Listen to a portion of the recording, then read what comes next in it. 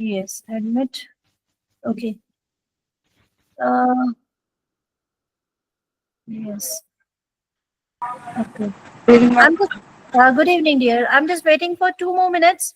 तब तक स्टार्ट करते हैं. कैमरा शायद वर्क नहीं कर पा रहा है. ओके, कैमरा वर्क नहीं कर पा रहा है. चलो कोई बात नहीं. मैं अभी इतनी हाइट पर हूँ तो मुझे ऐसा लग रहा है कि अगर बीच में कहीं पर भी साउंड मेरा क्रैक होगा तो तुरंत मुझे बता देना आप लोग, ठीक है ना? Yes ma'am. Okay, present now, one note.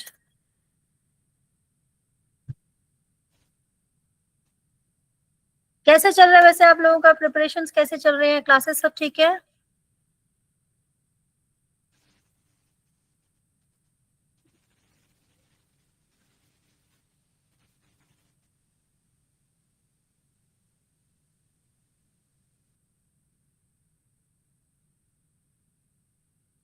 Okay. Yes.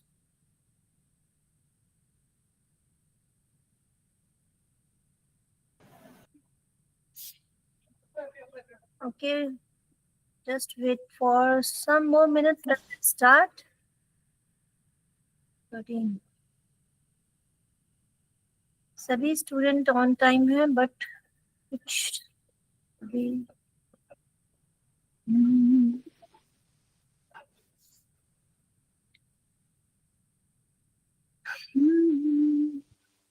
Ma'am. हाँ जी. यस. मुझे एक हेल्प चाहिए था एक्चुअली. अरे प्लीज बोलो. आप अलग. हाँ बोलो बोलो. मैम मैंने सर से भी पूछा था लेकिन उनके पास भी एक्चुअली मिसप्लेस हो गया. आपके पास मैम पुराने जो क्लासेस है उनके नोट्स क्या अभी भी है आपके पास? अगर कुछ मंथ्स पहले का अगर पूछूं तो जनवरी का. जनवरी ये वाला जो ईयर है 2025. Yes ma'am, yes ma'am. Okay ठीक है, मैं देख लेती हूँ. एक्चुअली एक हिस्ट्री का क्लास है, वो 18 जनवरी को एक क्लास आपने करवाया था हिस्ट्री का. हाँ, तो वही वाला मतलब वो एक कंबाइंड टाइप क्लास था हिस्ट्री एंड पॉलिटी का, तो उसी का मुझे थोड़ा सा वो नोट्स थोड़ा चाहिए था. मेरे पास भी नहीं है, मैंने सर से पूछा तो उनका भी एक मिनट. मोबाइल से डिलीट कर दिया है. हिस्ट्री का मेरे पास 18 जनवरी कह रहे हो? 18 जनवरी.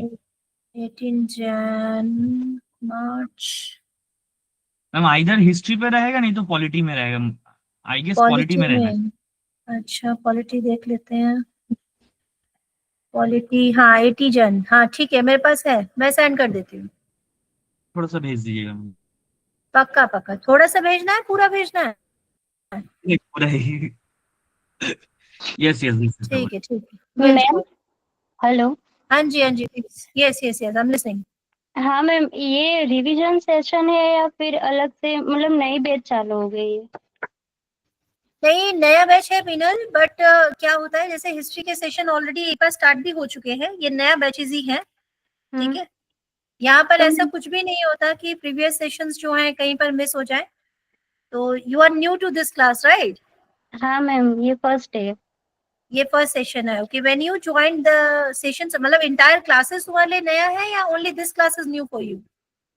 एंटायर क्लासेस मैम, मैंने परसों ही ज्वाइन किया है. Okay okay, need not worry Pinal. जो भी हेल्प है जैसे भी है सब होगा, ठीक है? टेंशन बिल्कुल मत लेना. तुम्हारा तो कुछ भी मैम, मिस नहीं होने दिया जाएगा. तो पहले कितने सेशन मैंने मिस कर दिए अभी? देखो हिस्ट्री का हम लोग इस तरह से सेशन ऐसा चलता है जैसे हिस्ट्री, जियो, पॉलिटी, ये 3 हाँ. सेशंस मेरे अंडर चलते हैं.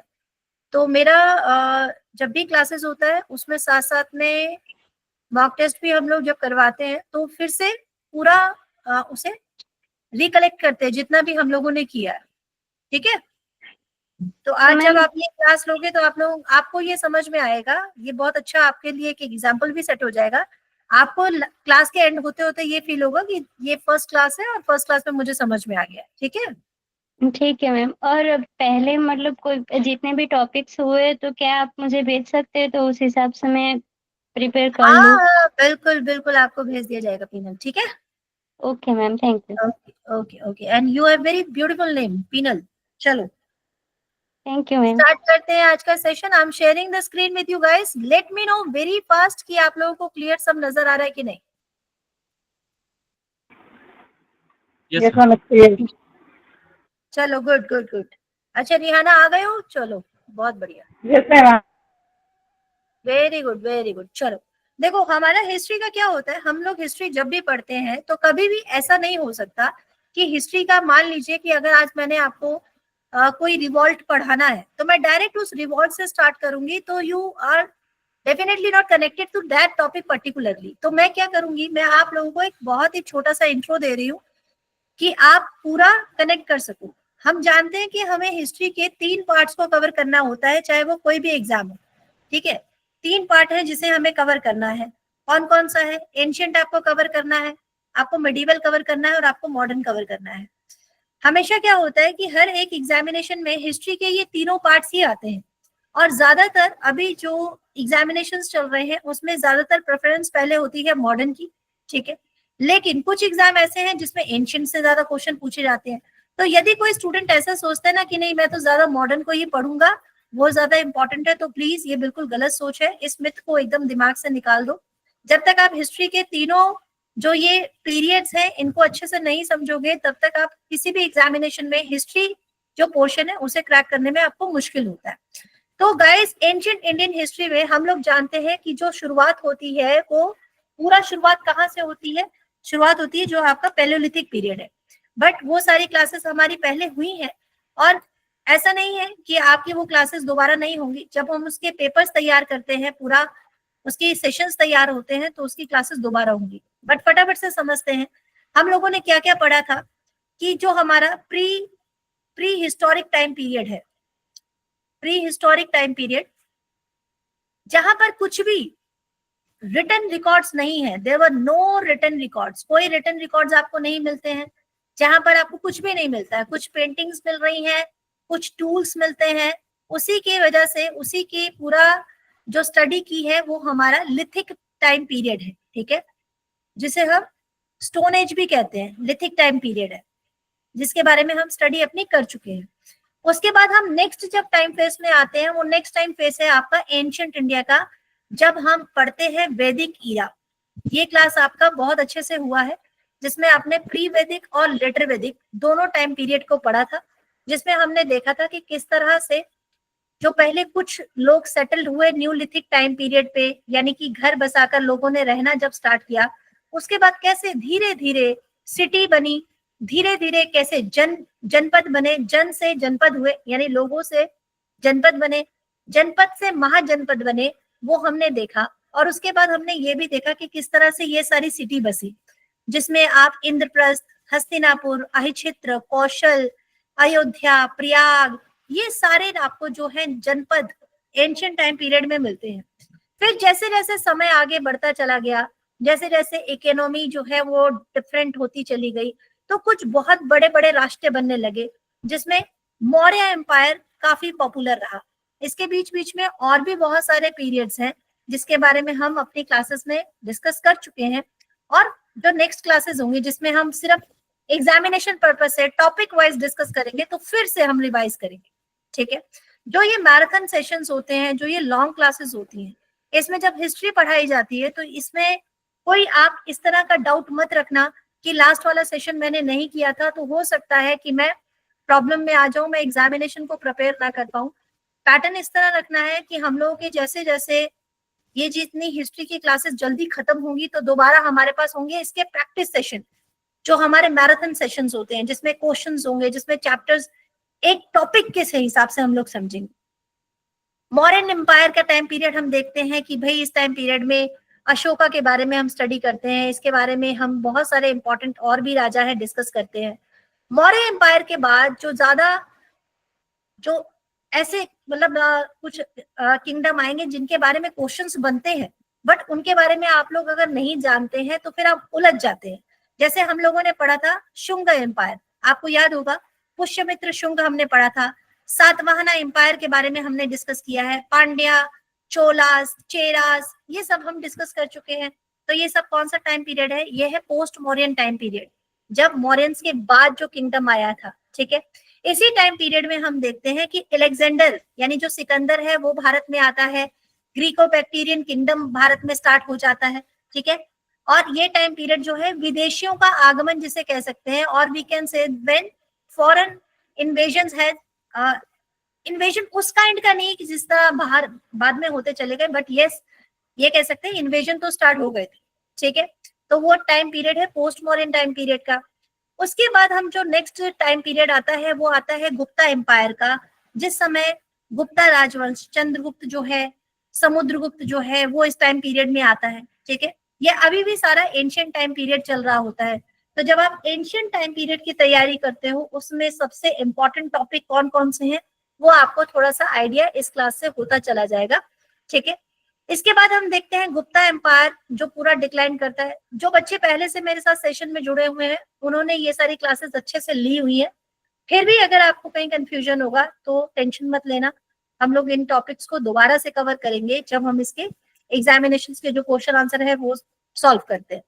अब इसके बाद हम देखते हैं कि जैसे हमने पोस्ट मौर्यन पीरियड डिस्कस किया था उसी तरह से मैंने आपके साथ पोस्ट गुप्ता पीरियड भी डिस्कस किया है। यदि आप लोगों को ध्यान हो तो हम लोगों ने पल्लव, चेरा, पांड्या इन सब के बारे में पढ़ा।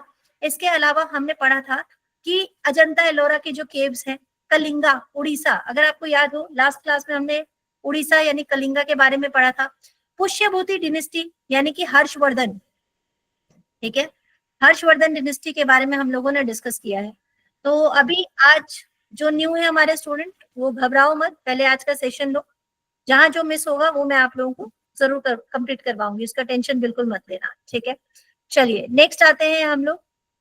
हर्षवर्धन के बाद हम लोग देखते हैं कि गुप्ता डिनेस्टी जो है। अब जब गुप्ता डिनेस्टी, अब यहाँ पे थोड़ा सा ध्यान देना आप लोग, क्योंकि अब हम एंशियंट से मिडिवल की तरफ जब जंप करते हैं, देखो यहीं पे ज्यादातर स्टूडेंट्स कंफ्यूज होते हैं। क्या कंफ्यूजन होता है कि एंशियंट तो मैडम अलग से पढ़ा था हमें समझ में आया, मिडिवल मैडम हमने अलग से पढ़ा था समझ में आया, लेकिन इन दोनों के बीच में हुआ क्या, इन दोनों के बीच में जो गैप है, कैसे एंशियंट से मिडिवल में कैसे जंप करते हैं, तो यहाँ पर आप पढ़ोगे गुज्जर प्रतिहार।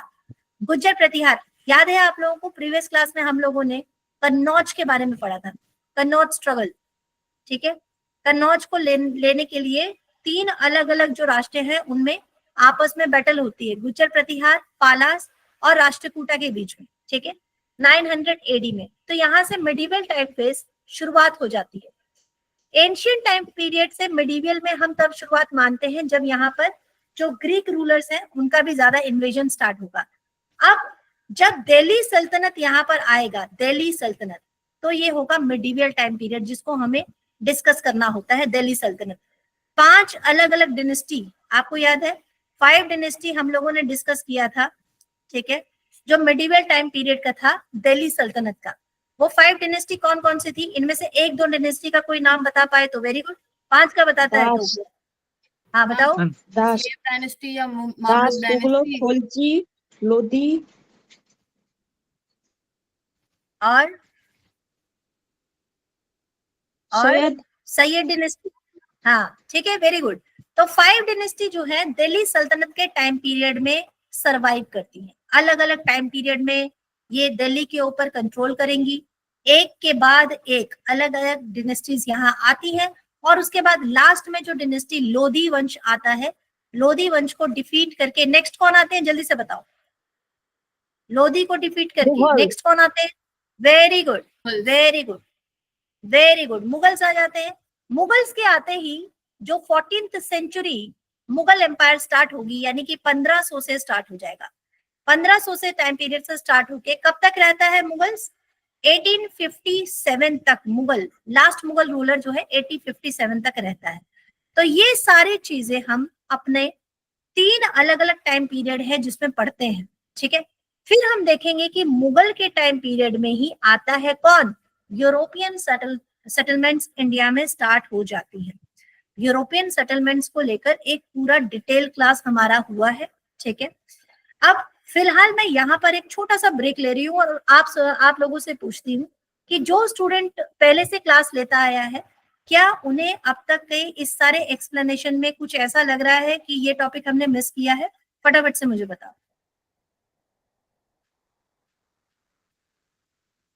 नहीं मैम, सभी हुआ, सभी हुआ है, सारा क्लियर है, सारा क्लियर है, बहुत बढ़िया सारा क्लियर है। सारा penal, Are you in the class? Yes, ma'am, I'm here. Okay, Peenal, अभी आपको ये इतना सा इंट्रोडक्शन सुन के क्या कंफ्यूजन हो रहा है, मुझे फटाफट से बताओ बच्चे, सो दैट मैं उसके हिसाब से कुछ करूं. No ma'am, nothing. एक्चुअली ना मैंने नोट कर लिया कि आपने क्या क्या पढ़ा है, तो उस हिसाब से मैं अपना थोड़ा खुद से रिवाइज कर लूंगी. Very good, very good. कोई भी इशू होता है, कोई भी परेशानी होती है तो प्लीज कांटेक्ट करो, कोई दिक्कत नहीं होगा. ठीक है बेटा? Sure ma'am. चलो चलो चलो वापस आते हैं सेशंस पे. तो स्टूडेंट्स, आज हम लोग डिस्कस करने वाले हैं यूरोपियन सेटलमेंट्स. मैंने बहुत डिटेल में आपके साथ डिस्कस किया है कि पहले कौन आया, लास्ट में कौन गया, कैसे कैसे इंडिया में उन लोगों ने अपनी फैक्ट्री सेटअप की, और कौन से मुगल रूलर ने उनको हेल्प किया, नहीं किया. ये सारी बातें हमारे प्रीवियस सेशन में हो चुकी है. उसके बाद मैंने आपको जो मॉडर्न इंडिया था उसमें थोड़ा और भी हम आगे चले थे, और सीधा आपको मैंने कुछ कांग्रेस के बारे में भी डिस्कस किया था. बट एक चीज है जो डिस्कस करनी है, और वो है कि किस तरह से ये पूरा सिनेरियो स्टार्ट होता है. जो हम मॉडर्न इंडियन हिस्ट्री पढ़ते हैं उसमें ज्यादातर हम यही देखते हैं कि लीडर्स आए भारत के लिए, रेवोल्यूशन के लिए, इंडिपेंडेंस के लिए, अलग अलग उन्होंने अपने वक्तव्य रखे, अपने अपने अलग अलग अप्रोचेस रखी है. बट इन सब चीजों को समझने के लिए हमें ये समझना है कि ये रिवॉल्ट ऑफ 1857 क्या था. इससे पहले जो मेरा सेशन हुआ था रिवॉल्ट ऑफ 1857 का, वो मैंने एक्सप्लेन आपको किया था, बट बहुत शॉर्ट में किया था.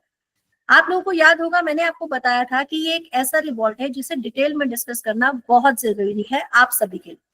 क्योंकि हमें जब हम हिस्ट्री पढ़ते हैं, अगर आप ग्रेजुएशन तक भी हिस्ट्री पढ़ते हो, ग्रेजुएशन भी करते हो हिस्ट्री की, एमए भी करते हो हिस्ट्री की, तो भी मैं आपको बताऊं हिस्ट्री का ये वाला रूप हम सबको दिखाया जाता है कि भाई अंग्रेज आए थे, अंग्रेजों ने भारतीयों के फेवर के लिए बहुत सारा काम किया, यहाँ पर बहुत सारी फैक्ट्री स्टैब्लिश की, और उनका डेवलप होने के लिए एजुकेशन सिस्टम हमें बहुत अच्छा बेहतर दिया. अगर इतना सब कुछ बेहतर चल रहा था तो हमें इंडिपेंडेंस की जरूरत क्यों पड़ गई, और इसकी शुरुआत होती कहां से है? तो हम 1857 रिवॉल्ट को अपना फर्स्ट फ्रीडम स्ट्रगल कह सकते हैं, फर्स्ट फ्रीडम स्ट्रगल. ठीक है, लेकिन ये इतने स्मार्ट थे जो ब्रिटिशर्स थे, उन्होंने यहाँ पर कुछ आर्ग्यूमेंट्स दी हैं. और ये आर्ग्यूमेंट्स क्या है, इसके बारे में क्यों डिस्कस करना है वो मैं आपको बताती हूँ. कि अगर आप मेरे सामने सिर्फ मास्टर्स की तैयारी कर रहे होते तो मैं ये सारी चीजें आपके साथ डिस्कस नहीं करती. मैं बिल्कुल रफली आपको मॉडर्न इंडियन हिस्ट्री पढ़ाती रहती और एकदम कोई कनेक्टिविटी नहीं दूँ. लेकिन जब आप कंपटीशन लेवल की बात करते हैं, आप कॉम्पिटिटिव एग्जामिनेशन की बात करते हैं, तो आपका जो कॉन्सेप्ट है ना, हर एक बच्चे का इतना स्ट्रांग होना चाहिए कि आप अपनी तरफ से अपनी अप्रोच को भी रख सको कि हाँ भाई इसके बारे में मुझे पूरा पता है. जैसे कि जब हम 1857 रिवॉल्ट को जानते हैं, हमें ये बताया गया था सबसे पहले कॉलोनियल ब्रिटिश जो थे, कॉलोनियल, क्यों हम इसे कॉलोनियल कहते हैं, क्या मुझे कोई बता पाएगा? फटाफट से बताओ. ब्रिटिश गवर्नमेंट ने भारत को कंट्रोल किया है, हम उसे कॉलोनियल गवर्नमेंट भी कहते हैं. But why we are calling this colonial government? Can anyone tell me this? Because ma'am जो कि ग्रुप्स में आके यहाँ पे बसते थे, बस के यहाँ पे राज करते थे. Okay okay. और ब्रिटिशर्स का डायरेक्ट रूल नहीं था, वो उनके मतलब रिप्रेजेंटेटिव्स को यहाँ पे भेजते थे मे बी. ओके ओके ठीक है. और कोई? अरे यही तो प्लेटफॉर्म है, अगर आप लोग यहाँ नहीं बोल पाओगे तो कैसे एग्जामिनेशंस में कैसे लिख पाओगे? यहाँ पर भी नहीं बोल पाते हो तो देखो. हाँ प्लीज बोलो बोलो. मैम थोड़ी देर के लिए डिस्कनेक्ट हो गया था, आप प्लीज रिपीट करेंगे ये वाला portion? I was just asking कि why we are calling the Britishers the colonial government? क्यों कह रहे हैं हम उसे colonial government?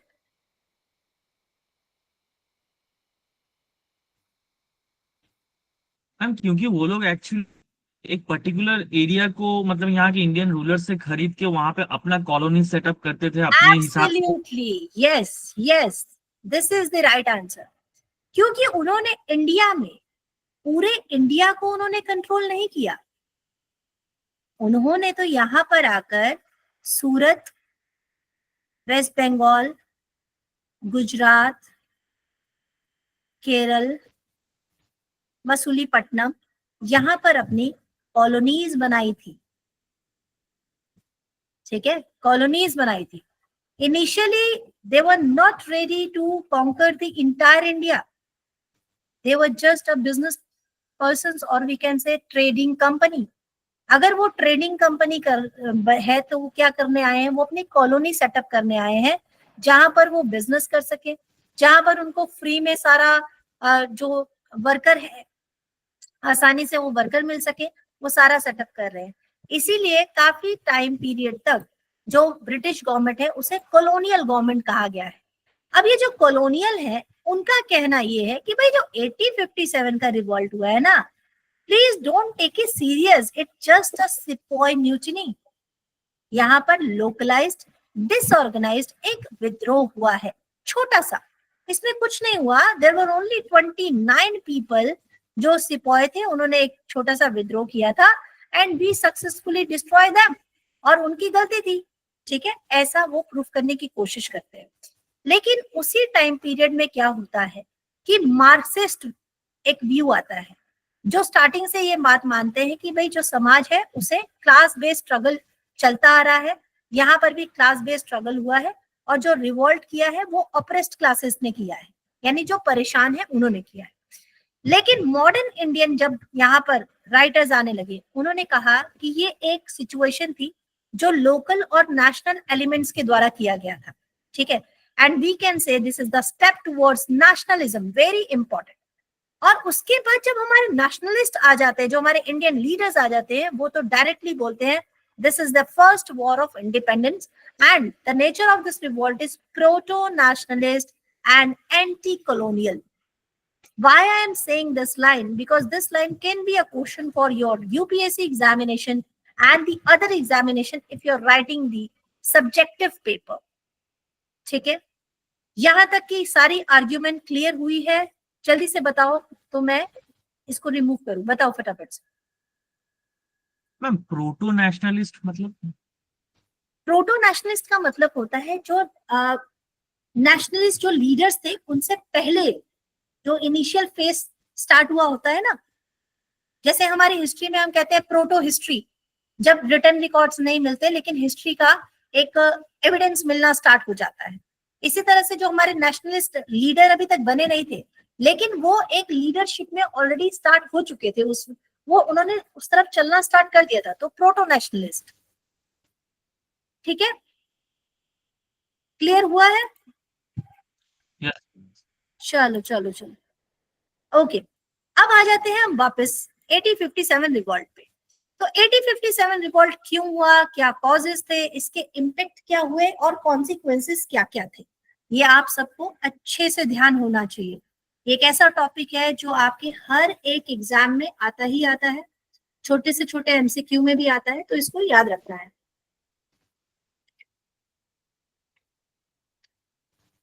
देखो, जब आप एनसीईआरटी पढ़ते हो तो एनसीईआरटी में कॉजेस जो है उसको अलग अलग पार्ट में बांटा गया। Political causes, economic causes, religious causes, बहुत सारे रीजंस थे, लेकिन सबसे पहला रीजन क्या बनता है? Political causes. इंडिया में यहाँ पर रहने के बाद हम 1857 की बात कर रहे हैं, और सोचो एक तरफ तो रिवॉल्ट चल रहा है इंडिया में 1857 में, और एक तरफ उसी टाइम पीरियड में यूनिवर्सिटीज भी बन रही हैं इंडिया में। कहाँ कहाँ यूनिवर्सिटी बनी थी उस समय? Madras, Calcutta. Very good, Calcutta, Madras. Very good, एकदम 3 यूनिवर्सिटीज भी बन रही है उसी टाइम पीरियड। उसी टाइम पीरियड में रेलवेज भी बन रहे हैं। उसी टाइम पीरियड में बहुत सारे, हाँ मैम और एक क्या क्या था? उसी टाइम पीरियड में टेलीकॉम, यानी वो जो होता है ना टेलीवायर वगैरह, वो सब भी स्टार्ट हो रहा है। बहुत सारी चीजें, हाँ टेलीग्राफ, यस, उसी टाइम पीरियड में स्टार्ट हो रहा है। और उसी टाइम पीरियड में एक फेस रिवॉल्ट का चल रहा है। कितनी अजीब सिचुएशन है भारत की उस टाइम पीरियड। क्यों ऐसा हो रहा है? क्योंकि हमारा जो इंडिया है, ब्रिटिशर्स के आने से पहले यहाँ पर एक क्लास नहीं थी, और वो क्लास थी मिडिल क्लास। ये जो हम मिडिल क्लास वाले लोग हैं, ये उस टाइम पर कोई क्लास नहीं होती थी ब्रिटिशर्स से पहले। लेकिन जब ब्रिटिशर्स यहाँ आए तो उन्होंने जब जॉब्स प्रोवाइड हुई, तो जो जॉब करने लगे लोग वो थे मिडिल क्लास लोग। उन्हें इस चीज से कोई फर्क नहीं पड़ता था कि दूर 25 माइल्स के पहले जो गांव है वहां पर क्या हो रहा है, उनको फर्क नहीं पड़ता, क्योंकि वो सर्वेंट है, वो ब्रिटिशर्स के अंडर काम कर रहे हैं, तो वो रेलवेज बनाने में मदद कर रहे हैं, वो यूनिवर्सिटीज बनाने में मदद कर रहे हैं, तो ये वो मिडिल क्लास है। तो इसीलिए सेम टाइम पीरियड में भारत में दोनों चीजें हो रही है, एक तरफ डेवलपमेंट हो रही है और एक तरफ रिवॉल्ट हो रहा है, और ये रिवॉल्ट माइनर नहीं, काफी मेजर था। आप समझते हैं यहाँ पर पॉलिटिकल कॉजेस क्या क्या चलते हैं। सबसे पहले जो वहां के गवर्नर्स थे ना, ब्रिटिशर्स गवर्नर, उनको ये हुआ कि भाई हम यहाँ इंडिया में रह रहे हैं। 1757 एक जो इंपॉर्टेंट बैटल की उन्होंने, वो थी प्लासी की बैटल। प्लासी की बैटल के बाद नेक्स्ट इंपॉर्टेंट जो बैटल हुई थी वो हुई थी बक्सर की बैटल। बक्सर की बैटल होने के बाद इंडिया के 3 इंपॉर्टेंट जो उस समय किंगडम थे उन्हें इन्होंने वीक कर दिया, और 1765 में इलाहाबाद का एक ट्रीटी साइन किया, इलाहाबाद का ट्रीटी। उसके बाद क्या हुआ, इनके लिए अपॉर्चुनिटी ये हो गई कि जो फाइनेंशियल पावर थी, फाइनेंशियल पावर्स, वो ब्रिटिशर्स ने अपने हाथ में कर ली थी। ठीक है, यहां से हो जाता है उनका लालच शुरू, ज्यादा से ज्यादा टैक्स कलेक्ट करना। जितने ज्यादा टैक्स कलेक्शन भारत से कर सकते थे इन्होंने स्टार्ट कर दी। बट इनकी ये जो प्लानिंग थी ये यहाँ पर आके रुकती नहीं है, धीरे धीरे टाइम बढ़ने लगता है। जब टाइम स्टार्ट हो जाता है तो उनको लगता है कि और भी कुछ ऑप्शन हो सकते हैं जिसके तरीके से हम यहाँ पर कंट्रोल कर सकते हैं। तो कैसे कर सकते हैं, क्या कोई और भी ऑप्शन है? तो बहुत सारे अलग अलग पैटर्न इन्होंने स्टार्ट कर दिए, जिसमें से एक था doctrine of lapse. Doctrine of lapse जो है वो लॉर्ड डलहौजी ने इंट्रोड्यूस किया था।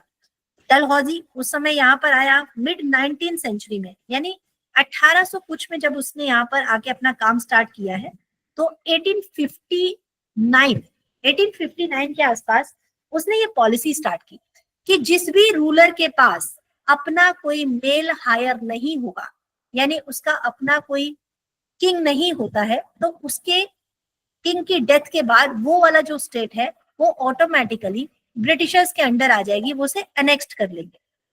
ठीक है, अब जब ये अनेक्स्ट कर लेंगे तो धीरे धीरे काफी ज्यादा पॉपुलर स्टेट इनके अंडर आने लगी, झांसी, सतारा, नागपुर। ठीक है, इसके बाद एक और स्टेट थी अवध। अवध वही स्टेट है जो 1856 से पहले, यानी 1757 में जब प्लासी बैटल हो रहा था, उस टाइम पीरियड से अवध जो है ब्रिटिशर्स को हेल्प कर रहे थे, और अब 1856 आ गया था, तो अवध जो एक टाइम पीरियड में इनके फ्रेंड रहे हैं, अब ये उसको भी अनेक्स कर लेते हैं। और रीजन क्या बताते हैं कि भाई आपके राज्य में मिस गवर्नेंस हो रही है, इसीलिए हमें आपका जो ये स्टेट है वो आज से ब्रिटिशर्स का हो जाता है। इसके बाद इंडियन रूलर उस समय लास्ट जो मुगल रूलर था वो था बहादुर शाह जफर। ब्रिटिशर्स कहते हैं कि आज के बाद आपके जो हायर्स है, आपके जो राजकुमार हैं, वो अब दिल्ली में रूल नहीं करेंगे, अब वो रेड फोर्ट में नहीं रहेंगे आपके जाने के बाद। ठीक है, इससे क्या होगा, इंडियन प्रिंसेस जो है अपने प्रेस्टीज को खो देंगी। अब ये कॉजेस धीरे धीरे सबके दिमाग में एकदम घर करने लगे कि यार हमारा तो किंगडम चला जाएगा। जमींदारों को भी नहीं छोड़ा। जमींदार वो थे जिनकी वजह से इन्होंने बहुत समय तक प्रिविलेज किया है, ब्रिटिशर्स ने काफी लंबे टाइम तक टैक्स लिया, लेकिन अब वही जमींदार जो थे उनको भी हटाया जा रहा था, क्योंकि अब उनसे भी कम जो परसेंटेज वाले थे वो नए नए जमींदार इनको मिल गए थे। तो इन्होंने जो ओल्ड जमींदार थे उनसे भी डिक्लेयर कर दिया कि भाई आपकी जमींदारी खत्म करनी है। ठीक है, अब आपके जो टाइटल थे जो ब्रिटिशर्स ने दिए थे वो भी हम लोग ले लेंगे। इसके बाद में लोकल अथॉरिटी जो सामंत थे, चीफटन होते थे, ट्राइबल लीडर्स होते थे, उन्हें भी अब कहा गया कि अब आपकी कोई जरूरत नहीं है, अब आप आज से कोई आप ट्राइबल लीडर्स नहीं है, आपका जो जितना एरिया है वो डायरेक्ट जो है हम लोग रूल करेंगे। तो इस तरह से डिस्प्लेसमेंट हुआ लोकल अथॉरिटी का, और गवर्नेंस जो था उससे एक्सक्लूजन कर दिया गया। बहुत सारे ऐसे इंडियंस थे जिन्हें हायर सिविल मिलिट्री पोस्ट से वंचित किया गया कि आप जो है छोटी पोस्ट पे ही रहेंगे, आपको हायर अथॉरिटी किसी भी चीज की नहीं दी जाएगी। ये सारे वो पॉलिटिकल कॉजेस थे। तो एक टाइम पीरियड में जो पूरे पावरफुल लोग थे, पावरफुल क्लासेस थी, वो अचानक पावरलेस होने लग गए। ठीक है, अब ये क्लास थी जो पॉलिटिकल थी। अब हम इकोनॉमिक अगर कॉजेस पे आए तो कंटिन्यू जो पैसा था, धन की निकासी, ड्रेन ऑफ वेल्थ, वो जाता जा रहा था ब्रिटिशर्स एडमिनिस्ट्रेशन की तरफ। ठीक है, और जितने लैंड रेवेन्यू सिस्टम आए थे, अब लैंड रेवेन्यू सिस्टम कौन कौन से आए थे? एक आया था परमानेंट सेटलमेंट, एक आया था रैयतवारी, महलवारी सिस्टम। ये सारे वो सिस्टम थे जो किसानों के ऊपर टैक्स के लिए अलग अलग तरीके से लगाए जा रहे थे, जिसमें 89% तक टैक्स कलेक्ट किया जा रहा था। यानी आप 100 रुपीज अगर आपके पास है तो आपको 89 रुपीज देने हैं ब्रिटिशर्स को, 1 रुपी देना है जमींदार को, तो आपके पास 10 रुपीज बचेंगे। इसी 10 रुपीज में आपको फिर से खेती करनी है, आपको घर भी चलाना है और खाना भी खाना है। इट जस्ट मैं एक रफली आपको बता रही हूँ कि इतना परसेंटेज 89% तक का टैक्स जो है वो जा रहा था थ्रू किस किस के, ये सारी सेटलमेंट के, परमानेंट सेटलमेंट, रैयतवारी और महलवारी सिस्टम। ठीक है, इससे बहुत नुकसान होने लगा और सबसे ज्यादा नुकसान हुआ हमारी इंडस्ट्रीज को। पहले हमारे इंडस्ट्रीज जो है, आज भी हम हैंडीक्राफ्ट और इंडिजीनियस इंडस्ट्री को काफी पसंद करते हैं, आप हाथ से बने चीजों को काफी अच्छा मानते हैं, बट वो टाइम टेकिंग होता है और एक्सपेंसिव भी होता है। इन सब बातों का फायदा उठाया ब्रिटिशर्स ने और फैक्ट्री का पूरा सामान बना बनाया जो होता है मशीनी सामान, वो इंडिया पे उतार दिया गया और साथ साथ में जितने हमारे ट्रेडिशनल इंडस्ट्री थी उसको डिस्ट्रॉय कर दिया गया। इसके साथ साथ में एग्रीकल्चर को कैसे एक्सप्लॉइट किया इन्होंने, इंडिगो और ओपियम की ज्यादा से ज्यादा खेती करनी शुरू कर दी, जिसके बाद क्या होगा, खेत हमारे जो है वो खराब हो जाते हैं, हमारी सॉइल जो है वो यूजलेस हो जाती है। तो इस तरह के इकोनॉमिक क्राइसिस के साथ साथ बहुत सारी ऐसी बातें होने लगी, जैसे फिमाइन आया, ग्रेट फिमाइन उस समय पड़ा, बहुत सारी पॉवर्टी जो है बढ़ने लगी, इतनी ज्यादा गरीबी हो गई थी कि मतलब खाने के लिए कुछ नहीं बचा था। इसके साथ साथ सोशल और रिलीजियस कॉजेस यहाँ पर बहुत बड़े कारण बने। रेशियल डिस्क्रिमिनेशन जो कि ब्रिटिशर्स हमेशा से करते आ रहे थे। हम लोग ये सोचते हैं कि मैंने कई बार ये देखा है, जो मेरे कलीग थे मेरे साथ में कॉलेज में भी या ऑफिस में भी, तो जिन्होंने हिस्ट्री की स्टडी नहीं की थी वो बहुत ही ओपनली इस बात को डिफेंड करते हैं कि ब्रिटिशर्स तो कभी भी कास्टिज्म करते ही नहीं है। कभी भी देखो फॉरेन में तो कास्टिज्म होता ही नहीं है, हमारे ही सोसाइटी में कास्टिज्म होता है। अरे कास्टिज्म नहीं होता है, लेकिन इंफीरियरिटी तो है। ठीक है, इंफीरियर समझा जाता था, इतना इंफीरियर समझा जाता था कि इंडियंस को कोई भी अच्छी पोस्ट दी ही नहीं जाती थी, ना तो उन्हें सोशली इक्वालिटी मिली, ना कभी लीगली इक्वालिटी मिली। तो ये जो रेशियल डिस्क्रिमिनेशन था, ये भी एक बहुत बड़ा कॉज बनता है इस रिवॉल्ट का। इसके बाद बात आती है रिलीजियस इंटरफेरेंस की। अब कुछ ऐसे रिफॉर्म्स हो रहे थे, जैसे अबॉलिशन ऑफ सती है या लीगलाइजेशन ऑफ विडो है। अब यहाँ पर ये कहा जाएगा कि ये तो हमारे लीडर्स ने किया, इसमें तो राजा राम मोहन राय, ठीक है, राजा राम मोहन राय, राजा राम मोहन राय, और दूसरा नाम क्या है, विवेकानंदा जी, ये तो हमारे अपने लीडर्स हैं, इन्होंने हेल्प की है कि भाई ये रिलीजियस रिफॉर्म्स किए जाए, पर इनको डिक्लेयर किया है ब्रिटिशर्स ने। तो जो हमारे ऑर्थोडॉक्स इंडियंस हैं उन्होंने इसका ब्लेम भी किस पर डाला, ब्रिटिशर्स पे डाला कि आप इन्वॉल्व हो रहे हैं, आप हमारे रिलीजन में बहुत ज्यादा इन्वॉल्व हो रहे हैं, आप यहाँ पर कुछ ऐसा कर रहे हैं जो हमारी संस्कृति में नहीं है।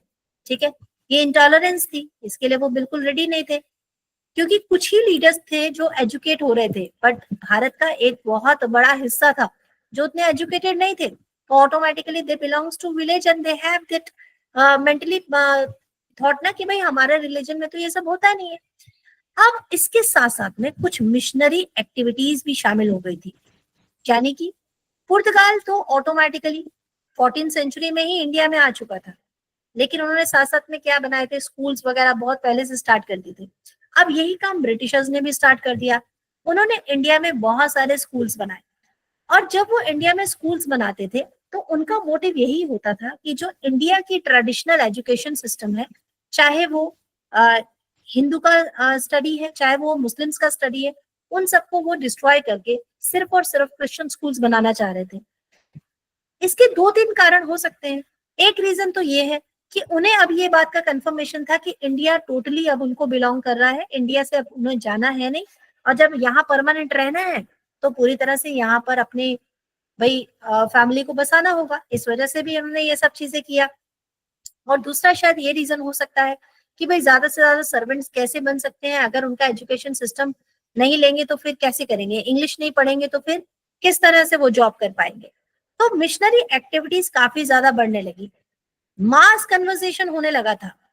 बहुत सारे ऐसे विलेजेस थे जिन्हें कन्वर्ट कर दिया गया, वो क्रिश्चियन स्कूल्स में आने लगे और फिर धीरे धीरे क्रिश्चियंस भी बनने लगे। इससे भी इंडिया के जो बाकी लोग थे उनको परेशानी होने लगी। अब जो रिलीजियस लीडर्स थे, जो ब्राह्मण्स थे, मौलवीज थे, या फिर कुछ अदर जो लोग थे, उनको लगने लगा कि ब्रिटिशर्स रूल के कारण हमारा जो इन्फ्लुएंस था एक समाज में, हमारी जो धाक थी वो कम होती जा रही है, हमारी रिस्पेक्ट कम होती जा रही है, लोग हमारी बातों को काटने लग गए हैं। तो ये एक बहुत बड़ा रीजन बनने लगा। इसके बाद जो सोशल ऑर्डर था, सोशल ऑर्डर यानी कि ट्रेडिशनल कास्ट सिस्टम या फिर जो भी हायरार्की हमारी चली आ रही थी, उसमें भी जब चेंजेस आने लगे तो उसकी वजह से बहुत परेशानी होने लगी। कैसे? जैसे पहले क्या होता था, एक साथ सभी कास्ट बैठते नहीं थे कहीं पर भी, है ना। लेकिन जब ट्रेन बनने लगी तो ट्रेन में तो ऐसा पॉसिबल नहीं है ना कि हर एक कास्ट का एक एक बोगी हो जाए, हर एक कास्ट अलग अलग बॉक्स में बैठने लग जाए, ऐसा नहीं था। तो ऑटोमेटिकली उनको साथ में बैठना पड़ता था और कोई ऑप्शन भी नहीं था। तो इससे क्या हो रहा था, इससे जो हमारे ट्रेडिशनल लीडर्स थे उन्हें ऐसा लगने लगा कि ये हमारे सोशल ऑर्डर को बहुत ज्यादा नुकसान पहुंचाने वाली बात है। ठीक है, इसके साथ साथ कुछ हमारे मिलिट्री कॉजेस बहुत ज्यादा स्ट्रांग बन रहे थे। कैसे? एक तो जो सैनिक थे, जो सोल्जर्स थे, वो मोस्टली कौन होते थे पहले? अब जो हम सोल्जर्स देखते हैं, मोस्टली हम सोल्जर्स को देखते हैं कि सिख ज्यादा है या फिर नेपाल से ज्यादा है, गोरखालैंड ज्यादा है। लेकिन पहले क्या होते थे, ज्यादा से ज्यादा अवध के सैनिक थे, ठीक है, ज्यादा से ज्यादा यूपी के सैनिक होते थे। तो यहाँ के जो सैनिक थे ना, वो ज्यादातर पंडित होते थे। ठीक है, पंडित होने की वजह से वो अपने धर्म के लिए बड़े ज्यादा स्ट्रिक्ट हुआ करते थे। बट अब क्या था, उन्हें हर एक कास्ट के साथ उठना बैठना पड़ रहा है, उन्हें ट्रैवल करना पड़ रहा है। जब एक जगह से दूसरी जगह ट्रैवल कर रहे हैं तो उन्हें समुद्र को लांघना पड़ रहा है, सी क्रॉस करना पड़ रहा है। And that was not accepted by the ग्रंथ, कि ये कहा जाता है कि वेदों के हिसाब से समुद्र को क्रॉस करने का मतलब होता है कि अपने धर्म को छोड़कर कहीं और चले जाना। तो ये एक्सेप्टेबल नहीं था, तो ये भी एक रीजन बन रहा था। इसके साथ साथ में पावर्स जो थी वो जब पूरी तरह से चेंज होने लगी थी, ब्रिटिश अथॉरिटी रिप्लेस कर रही थी ट्रेडिशनल गवर्नमेंट्स को, तो इससे जो रीजनल एलिट्स थे उनको बड़ी परेशानी होने लगी थी। ठीक है, मान लो अब मेरे अंडर में अगर कोई स्टेट है, तो मैं काफी समय से अपनी स्टेट को अपने हिसाब से चलाते आ रही हूँ, और मेरे जो सोल्जर्स है वो मेरी बातों को फॉलो भी करेंगे। बट ऑल ऑफ सडन अगर मैं कहूँ कि कल रोमानिया से कोई किंग आ रहा है और वो आपको कंट्रोल करेगा, वही, तो वो आपके लिए उतना इमोशनल कनेक्ट नहीं कर पाएगा। तो जो सेंट्रलाइजेशन ऑफ पावर था उससे भी बहुत ज्यादा इम्पैक्ट पड़ रहा था। Then we have cultural insensitivity. We have seen that कि ब्रिटिश लीगल जो है, एजुकेशन रिफॉर्म्स जो है, वो बहुत ज्यादा इंडियन कस्टम्स को डिसरिस्पेक्टफुल करते थे। उन्होंने जो भी कि भाई ये ठीक नहीं है, तुम भगवान की पूजा कर रहे हो और तुम कह रहे हो कि रोजा रखना है, ये सब ठीक नहीं है, क्यों कर रहे हो। तो ये जो चीजें थी, ये कल्चरल इंसेंसिटिविटी जो है ब्रिटिश की वजह से, वो सभी पर इम्पेक्ट कर रही थी। ठीक है, not only one cast, not only one particular person, but they have facing every caste and people facing the same situation. Okay, then we have military grievances. ये सबसे बड़ा कारण बनता है सिपाही को, कि एक तो जो ब्रिटिशर है, ब्रिटिश सैनिक है, उसकी सैलरी है हाई, लेकिन वही सेम पोस्ट पे जो इंडियन सिपाही है उसकी सैलरी है कम। इनकी जो फूड है, जो इन्हें खाना मिल रहा है, वो मिल रहा है बेस्ट, ठीक है, लेकिन इसको जो खाना मिल रहा है वो बहुत एकदम खराब क्वालिटी का है, इंफीरियर है टुवर्ड्स द ब्रिटिश। तो बहुत सारी चीजें ऐसी थी जहां पर डिस्क्रिमिनेशन फेस करना पड़ रहा था सोल्जर्स को। तो ये एक कारण बन जाता है। फिर हम बात, अच्छा, अरे आप सब लोग सुन रहे हो कि नहीं? ये तो मैं नोटिस नहीं कर रही। यस मैम, सुन रहे हैं। Very good, very good. हाँ। इसके बाद जो इमीडिएट कॉज पड़ता है, हम लोगों ने मूवी देखा था मंगल पांडे, ठीक है, have you seen this movie Mangal Pandey everyone? Yes ma'am. देखा है पक्का Yes, सब ma'am. लोगों ने? वेरी गुड, ये हिस्टोरिक मूवी देखा करो, ठीक है। मंगल पांडे में हमने तीनों चीजें देखी है। एक उन्होंने दिखाया है कि सती प्रथा वाला सीन, ठीक है, जिसमें वो अमीषा अमीषा अमीषा क्या पूरा नाम है उसका, अमीषा हाँ पटेल, अमीषा पटेल जो है वो एक विडो है और उसको एक जो ब्रिटिशर सैनिक है वो बचा लेता है, उसको लेके चला जाता है। तो फिर बाद में खुद जो मंगल पांडे होता है वो भी इस चीज से नाराज होता है, वो उसे समझाता है कि आप ये गलत कर रहे हैं, हमारे रिलीजन तो इस चीज को एक्सेप्ट नहीं करता है, आप तो सती प्रथा से उसको उठा के लेकर आए। तो एक सीन हम ये देखते हैं। फिर एक सीन हम देखते हैं कि जब मंगल पांडे जो है वो क्यों कौन है, वो ब्राह्मण है, वो पंडित है, और वो सुबह जब नहाने जा रहा है तो वो टकरा जाता है एक एससी, ठीक है, एक झाड़ू मारने वाले से टकरा जाता है। तो वो उसको डांट देता है कि अरे तुमने मुझे टच कर लिया, मुझे फिर से नहाना पड़ेगा। तो वो जो सोल्जर होता है, वो जो झाड़ू मारने वाला होता है, वो हंसने लगता है कि मेरे छूने से आप अपवित्र हो गए, और रोज जो आप वो जो चर्बी वाला कारतूस खोल रहे हो उससे आप बिल्कुल ठीक हो। तो मंगल पांडे को इस चीज से बड़ा गुस्सा आता है उसे। फिर वो दिखाता है, वो फैक्ट्री जाके दिखाता है कि देखिए ऐसा सच में होता है, ठीक है।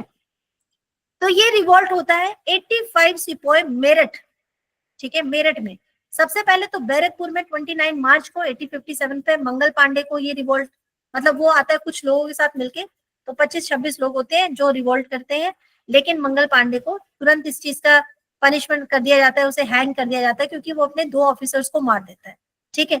उसके बाद ये बात फैलते फैलते मेरठ तक चली जाती है, और मेरठ में 85 सिपोही जो होते हैं वो भी इस चीज के अगेंस्ट में क्या कर लेते हैं, वो पूरा रिबेल कर देते हैं, ठीक है, विद्रोह कर देते हैं। तो उसके बाद कुछ इवेंट है, वो इवेंट मैंने आपके सामने ये टेबल के हिसाब से लिख दी है, ताकि आपको इस चीज का पूरा ध्यान से समझ में आ जाए। इससे पहले मैं इवेंट पे डिस्कस करूं, मुझे ये बताओ क्या आप लोगों को कॉजेस पूरे क्लियर हो गए हैं? जी मैम। कॉजेस क्लियर हो गए? चलो चलो, वेरी गुड। अगर हमें कॉजेस क्लियर हुए तो हम इवेंट को एक एक करके समझेंगे। सबसे पहला इवेंट 29 मार्च 1857, देखो ये टाइम याद रखना है, सारी डेट्स याद रखने की जरूरत नहीं है, लेकिन ये टाइम, ये डेट आपको याद रखना है। मंगल पांडे बैरकपुर में, जो कि वेस्ट बंगाल में ही है, एक रिवॉल्ट करते हैं, अपने ऑफिशियल्स, 2 ऑफिशियल्स को ये मार देते हैं और इन्हें फांसी की सजा दे दी जाती है, ठीक है। इसके बाद बात तो यहाँ छुपेगी नहीं, क्योंकि सैनिक है, एक सैनिक से दूसरे सैनिक, एक से दूसरे तक पहुंचते पहुंचते ये मेरठ तक ये पूरा न्यूज पहुंच जाता है। सोचो बैरकपुर कहाँ और मेरठ कहाँ, लेकिन सोल्जर्स तो ट्रेवल करते रहते थे ना हॉर्सेस पे। तो 90 सिपाही जो है रिफ्यूज कर देते हैं कि भाई हम ग्रीस वाला कार्ट्रिज यूज नहीं करेंगे। और ये 90 सिपाही सिर्फ हिंदू ही नहीं, मुस्लिम सिपाही भी है, क्योंकि जो कार्ट्रिज है उसमें काऊ और पिग दोनों की चर्बी यूज की जा रही है। तो दोनों 90 सिपाही जो है वो कहते हैं हम तो नहीं करेंगे इसको यूज। उसके बाद इन्हें जेल में डाल दिया जाता है 90 सिपाही। फिर 9 में 1857 में 85 सिपाही जो है उनको इम्प्रिजन किया गया, और उसके बाद उन्हें बहुत सारे परेशानी दी गई, ठीक है। अब यहाँ 10 मई को मेरठ में ये जो जितने सिपाही होते हैं ये अपने आप को खुद से रिलीज करते हैं, और ये दिल्ली की तरफ चलते हैं, दिल्ली की तरफ मार्च करते हैं। क्यों? क्योंकि दिल्ली में रेड फोर्ट पे एक किंग बैठा हुआ है, ठीक है। उस किंग का नाम है बहादुर शाह जफर, जो कि लास्ट मुगल रूलर है, लास्ट मुगल रूलर। जब हम सब्जेक्टिव लेवल के क्वेश्चंस लिखते हैं तो उसमें क्वेश्चन कुछ इस तरह से आपके सामने पूछा जाता है कि क्यों ये जो टेंशन क्रिएट होती है, ये जो सिपाही हैं ये दिल्ली की तरफ ही क्यों मार्च कर रहे हैं, ठीक है। क्यों कर रहे हैं? क्योंकि जो सेंट्रल पावर रहती है, लास्ट जो सेंट्रल पावर है वो मुगल की है। तो हम अपने देश के राजा के अंडर में तो रह सकते हैं, लेकिन फॉरेनर के अंडर में नहीं रहना चाहते। इसीलिए हम मुगल जो किंग है उसके पास जाएंगे और वो उससे कहेंगे कि आप हमें क्या करना है, रिबेल करना है।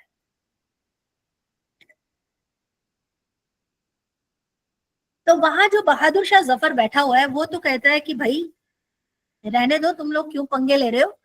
क्यों कहता है? क्योंकि ये ऑलरेडी 85 ईयर का एक बूढ़ा राजा है, ठीक है। अब 85 ईयर का तो है, लेकिन इसको किसी भी तरह से मना लिया जाता है।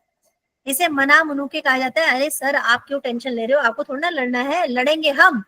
आपको हम क्या बनाएंगे, आप डिक्लेयर कर रहे हैं हम, आप हैं हमारे किंग, ठीक है, हम किसी ब्रिटिशर्स को अपना राजा नहीं मानेंगे।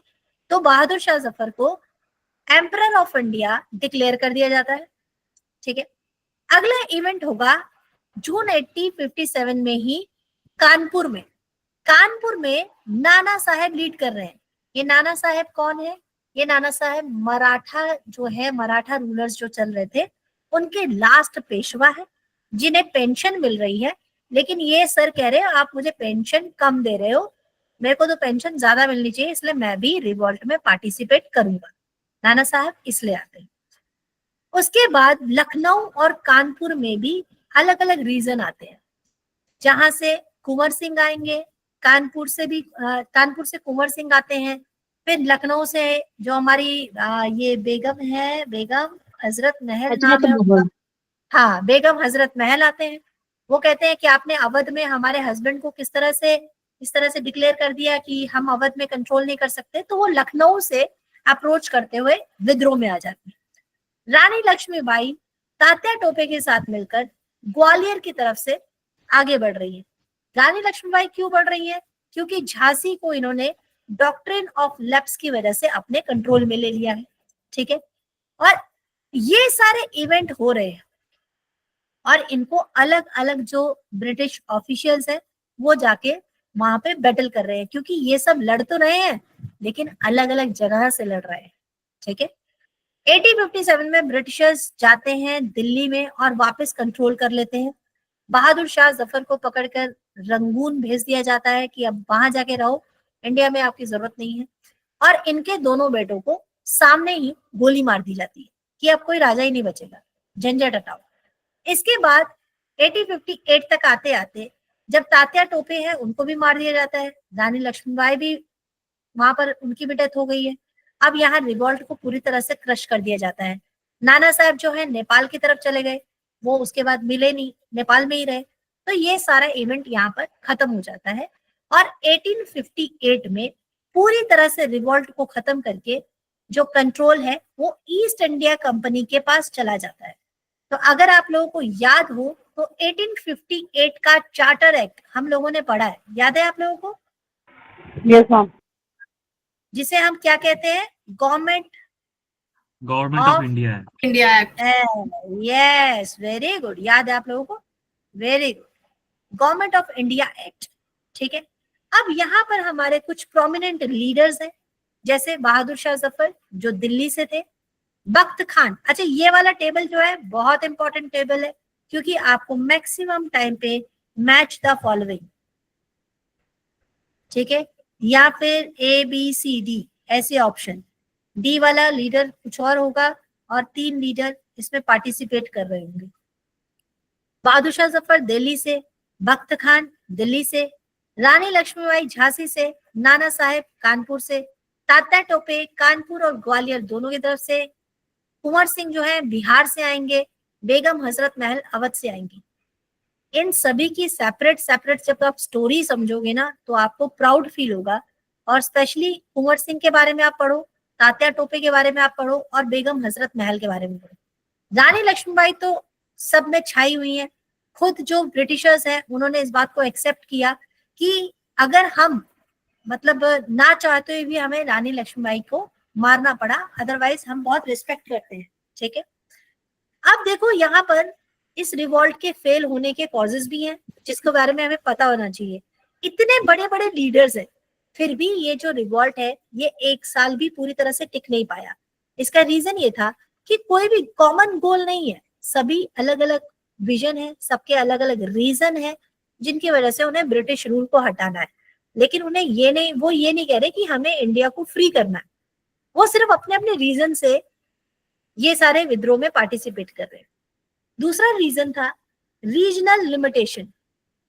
नॉर्थ इंडिया, हम भारत में अगर देखेंगे ना, भारत के मैप में, एक बात मैं आप लोगों को बता दूं, इंडिया का मैप आप सबको बनाना आना चाहिए, ठीक है, जैसे मर्जी बनाओ लेकिन बनाना जरूर आना चाहिए। सारी स्टेट आप लोगों को याद होनी चाहिए कि कौन सी स्टेट कहाँ है। यहाँ पर देखो ये वाला जो हिस्सा है, ये वाला हिस्सा, ये वाला, ज्यादातर जो हमारा 1857 का रिवॉल्ट है वो नॉर्थ वाले हिस्से में ज्यादा रहा। यहाँ पर कुछ फर्क नहीं पड़ा, वेस्ट वालों को कुछ फर्क नहीं पड़ा, ईस्ट वालों को भी कुछ फर्क नहीं पड़ा, ठीक है। लेकिन नॉर्थ वाले जो थे सिर्फ ज्यादातर वही इसमें पार्टिसिपेट कर रहे थे, और ये बहुत बड़ा रीजन था जिसकी वजह से 1857 का रिवॉल्ट जो है वो फेल हो गया, ठीक है। उसके बाद थे डिसयूनिटी। जो लीडर्स थे नॉर्थ में ही लड़ रहे हैं, सोचो एक बार, नॉर्थ में अगर कोई लीडर लड़ रहा है तो ये ज्यादा दूर नहीं है, ये दिल्ली है अगर, तो दिल्ली से मेरठ बहुत पास में है, ठीक है। दिल्ली से झांसी बहुत पास में है, दिल्ली से कानपुर बहुत पास में है, लेकिन इनका आपस में कोऑर्डिनेट ही नहीं था। यहाँ का रूलर क्यों नीचे होगा भाई, क्यों झुकेगा, तो वो क्यों मानेगा झांसी की रानी की बात, और यहाँ का रूलर क्यों इनसे बात करेगा, उसको तो बस अपने वो बढ़ानी है, पेंशन बढ़ानी है। तो ये जो रीजनल लिमिटेशंस थी इसकी वजह से भी बहुत प्रॉब्लम हो रहा था, और डिसयूनिटी थी इसकी वजह से बहुत प्रॉब्लम हो रहा था, मूवमेंट जो है वीक होता ही जा रहा था। इसके बाद आता है जो हमारे एजुकेटेड पर्संस थे, हर एक एरिया में, हर एक सिटी में आज की डेट में भी जो हमारे एजुकेटेड पर्संस होते हैं ना, रोज शाम को जो ऑफिस से आते हैं वो अंकल लोग क्या करते हैं, अरे देखुन तो এটা কি হয়েছে, है বেশি কাজ হয়নি, ये रोड तो हो ही नहीं, ऐसे ऐसे तो आराम से बोल लेते हैं। लेकिन जब कुछ काम करना होता है तो आप मोस्टली देखोगे जो क्लब वाले लोग होते हैं या फिर जो छोटे तबके के एरिया के लोग होते हैं वो ज्यादा आगे बढ़ चढ़ के काम करते हुए नजर आते हैं। ये सेम चीज शुरू से होती आई कि जो एलिट आबादी था, जो एजुकेटेड इंडियंस थे, वो ज्यादातर कोई सपोर्ट नहीं करते हैं जिस तरह का कोई रिबेलियन हो जाता है। मतलब जब कोई झगड़ा हो रहा होता है तब आगे नहीं बढ़ते, तब ये सब पीछे हो जाते हैं।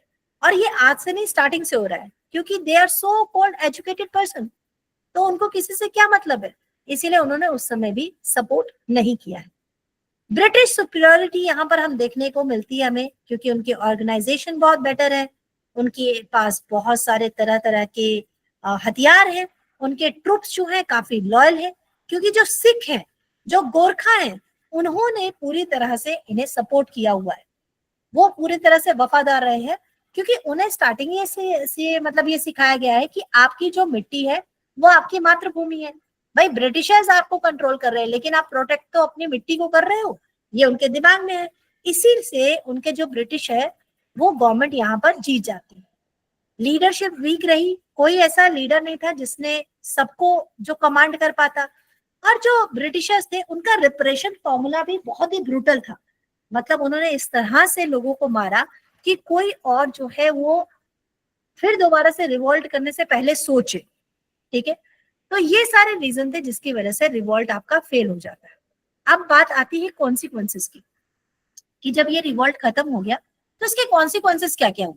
सबसे पहला तो आज तक क्या हो रहा था, 1757 से लेकर 1857 तक ब्रिटिशर्स भारत पे कंट्रोल तो कर रहे थे, लेकिन वो सिर्फ एक कंपनी कंट्रोल कर रही थी, यानी एक ऑफिस आया हुआ था यहाँ पर जिसका नाम था ब्रिटिश ईस्ट इंडिया कंपनी। ये कंपनी रूल कर रही थी। लेकिन जब ये रिवॉल्ट हो गया, जब भारत में इतना बड़ा, मतलब ये तो छुपाने के लोगों ने बहुत कोशिश की, लेकिन जब ये बात जो है जाते जाते लंदन तक पहुंच गई, तब वहां की जो क्वीन थी उन्होंने कहा भाई ऐसा थोड़ा ना चलेगा, सारा खर्चा हम लोग करेंगे और जो प्रॉफिट है वो सिर्फ एक कंपनी को मिलेगा, नहीं ये नहीं चलेगा, तो अब हम डायरेक्ट रूल करेंगे। तो 1858 में एक गवर्नमेंट ऑफ इंडिया एक्ट पास होता है जिसकी वजह से अब ब्रिटिश क्राउन यहाँ पर डायरेक्ट रूल करेगा, ना कि कोई कंपनी, ठीक है। अब इसके बाद कुछ रिफॉर्म्स होंगे, जैसे ज्यादा से ज्यादा यूरोपियन ट्रुप्स को लिया गया कि भाई इंडियन जो सैनिक हैं वो फिर से रिवॉल्ट कर सकते हैं। इंडियन रेजिमेंट्स को दोबारा से रीऑर्गेनाइज किया गया। अब कास्ट और रीजन को यूनिटी से हटाने के लिए क्या किया गया, एक यहाँ पर कोई कास्ट का, दूसरा कास्ट का कहीं और, सेम कास्ट के सोल्जर एक जगह पे नहीं रहेंगे, ठीक है। इंडियन सोल्जर्स के नंबर को घटा दिया गया, ओके। एडमिनिस्ट्रेटिव चेंजेस आया, जो ये वाला पॉइंट बहुत इंपॉर्टेंट है, बहुत सारे स्टूडेंट्स को समझ में नहीं आता। यहाँ पर आपको ये समझना है, इससे पहले हम बात कर रहे थे ना लॉर्ड डलहौजी, लॉर्ड वेलेस्ली, वो सब कौन है, वो गवर्नर जनरल्स हैं जो इंडिया में गवर्न कर रहे हैं। लेकिन अब जब गवर्नमेंट ऑफ इंडिया एक्ट पास हो गया है, यहाँ पर क्वीन खुद डायरेक्ट नहीं आएगी, तो वह अपने प्लेस पर एक सेक्रेटरी ऑफ स्टेट इसको अपॉइंट करती है। लेकिन क्या ये इंडिया में बैठेगा? ये भी इंडिया में नहीं बैठेगा, ये ब्रिटेन में ही बैठेगा, वहां से कंट्रोल करेगा। लेकिन अब ये क्वीन को रिपोर्ट करता है सब कुछ, ठीक है। अब ब्रिटिश पॉलिसीज जो है वो ज्यादा कंजर्वेटिव होंगी, बहुत ध्यान से वो लोग रूल करेंगे। और अब उन्होंने क्या कर दिया, डिवाइड एंड रूल पॉलिसी को स्टार्ट कर दिया, ठीक है। सिंपल कह दिया, भाई हम आपके किसी भी रिलीजियस मैटर में दखल देंगे नहीं, आपको जैसा करना है करो, जो आप लोगों को समझ में आया वैसे करो, अब हम आपको इसमें कोई भी आपका दखल नहीं होगा, ठीक है। और ब्रिटिशर्स ने स्पेशली जो हिंदू मुस्लिम्स थे उनको अलग अलग कर दिया। उन्हें ये पता था कि जब जब ये लोग एक हो जाते हैं तब तब ये कुछ भी कर पाते हैं, तब तब इंडिया जो है पूरी तरह से ये जैसा कर सकते हैं ये लोग कर लेते हैं, अगर ये दोनों एक हो जाते हैं। तो डिवाइड एंड रूल पॉलिसी अगर हम लोग चलाएंगे तभी हम इंडिया पे कंट्रोल कर सकते हैं, अदरवाइज नहीं कर सकते। पहले जो एनेक्सेशन पॉलिसी चल रही थी, डॉक्ट्रिन ऑफ लेप्स चल रहा था, उसे स्टॉप कर दिया गया। इंडियन रूलर्स को कहा गया ठीक है, हम आप जो है अपने हायर्स को अडॉप्ट कर सकते हो। और जो जो रूलर ब्रिटिशर्स का सपोर्ट कर रहा था उन्हें रिवॉर्ड भी दिया गया, उन्हें टाइटल दिए गए जिन्होंने इस रिवॉल्ट में पार्टिसिपेट नहीं किया था। तो ये था पूरा 1857 रिवॉल्ट, जिसे पढ़ना इसलिए जरूरी है क्योंकि इसके बाद अब जब यूनिवर्सिटीज बन जाएंगी इंडिया में तो यहाँ पर हमारे इंडियन स्टूडेंट पढ़ेंगे।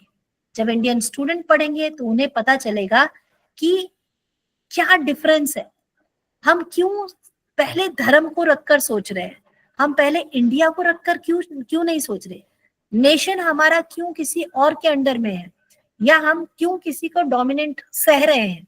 धीरे धीरे यहाँ से अब हम अपने नेशनलिज्म की जो फीलिंग्स है, इमोशंस है, उसकी तरफ बढ़ेंगे और फिर हमारा फ्रीडम मूवमेंट जो है वो पूरी तरह से स्टार्ट हो जाएगा। अब मुझे फटाफट से ये बताओ कि आप लोगों को ये सारी चीजें क्लियर हुई हैं कि नहीं, जल्दी से।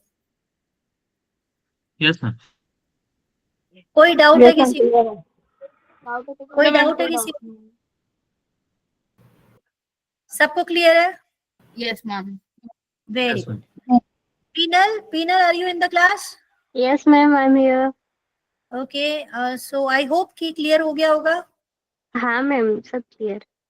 Very good. अब देखो यहाँ पे मैंने कुछ आप लोगों के लिए इससे रिलेटेड एमसीक्यू सेटअप किए हुए हैं, ठीक है। कुछ सैलिएंट फीचर है, ये आप लोग पढ़ लेना, ये आप लोग आराम से समझ जाओगे। इसके अलावा ये सारे इसके एमसीक्यूज हैं, ये मैं आपको आज ही ये पीडीएफ आप लोगों को मिल जाएगा जिसमें ये सारे क्वेश्चंस मिलेंगे। इसके आंसर्स आप लोगों को पहले खुद से करने हैं, ठीक है। क्लास के खत्म होते ही आंसर्स करने हैं और उसे क्रॉस चेक खुद ही करना है कि कितने आप लोगों के सही निकले हैं, ताकि आप लोग ये जज कर पाओ कि हमें कितना पता था, ये पीडीएफ हमें कितना समझ में आया, ठीक है। Okay ma'am. चलो Okay, ma'am. ठीक है, Yes, ma'am. Okay good. तो मैं क्लास एंड करूं? किसी को कुछ पूछना है फटाफट से बताओ। कोई क्वेरी है किसी की, कोई क्वेश्चन? No ma'am. चलो गुड। No, ma'am. मैम, हाँ जी प्लीज बोलो। वो जो मेरे स्किप हो गए क्लासेस, तो उसका क्या रिकॉर्डेड मिल सकता है? हाँ बिल्कुल, मेरे लेक्चर्स उसमें रिकॉर्डेड होंगे, मैं बात कर लूंगी, मैसेज दे दूंगी आपको, सब मिल जाएगा, ठीक है। ठीक है ma'am. Okay, so good night everyone, I am just sending this PDF in your group और आपको ये सारा एमसीक्यू मिल जाएगा। Just complete all these things, okay. Ma'am, कोई अलग से स्टूडेंट ग्रुप है? नहीं पिनल, जिसमें आपको मैसेज आया होगा ना वही ग्रुप होगा, आपको ऐड कर दिया गया उस ग्रुप में। हाँ मैम। ठीक है गुड, आपको उसमें पीडीएफ मिल जाएगा। अदरवाइज कुछ भी होगा तो आप मैसेज टाइप करके और नीचे मेरा नाम मेंशन कर दोगे तो मेरे पास मैसेज पहुंच जाएगा, ठीक है। Okay ma'am, thank you. Okay, good night everyone, take care. Good night. Ma'am वो क्वालिटी वाला हाँ मुझे याद है, मैं बिल्कुल आज ही भेज रही हूँ, मिल जाएगा, ठीक है। Ma'am, thank you, good night. हाँ जी और कुछ? मैम सॉरी हाँ। मैम, आपने सूफिज्म और भक्ति मूवमेंट के बारे में पढ़ाया हुआ है क्या? जिया मैंने पढ़ाया है, लेकिन एक बार और पढ़ाना है मुझे। नेक्स्ट सेशन होगा आप लोगों का भक्तिज्म के बारे में, क्योंकि भक्ति जो है ना, सूफिज्म और भक्तिज्म, ये दो टॉपिक जो है वो कंफ्यूज करते हैं स्टूडेंट्स को, अलग जी अलग मैम। टाइम पे हुए हैं, ठीक है। हाँ जी मैम, और डेफिनेटली एक क्वेश्चन आता ही है इसमें से। अरे पक्का बनता है भाई, मैं जी उसको नेक्स्ट टॉपिक वही आप लोगों को करवाने वाली हूँ, भक्तिज्म का। ठीक है ma'am, thank you. Good night okay, ma'am. Good night everyone, good night. वहां तो काफी गर्म होगा नहीं? हाँ जी मैम, काफी ह्यूमिड है। यहाँ तो बेस्ट है यार। जी मैम। यहाँ तो बहुत बेस्ट है, यहाँ अगर विंडो खोल दूंगी ना तो आवाजें नहीं सुनाई देंगी आप लोगों को।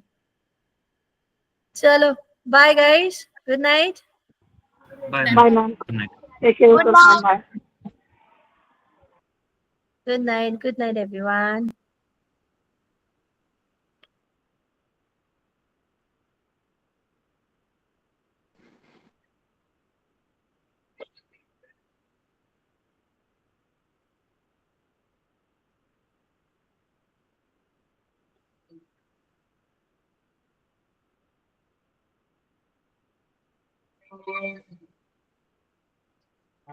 Hello,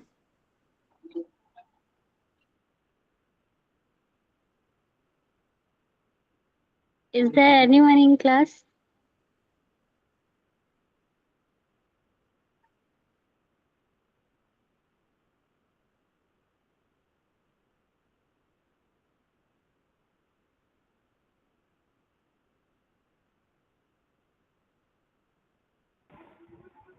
Hello. Hello.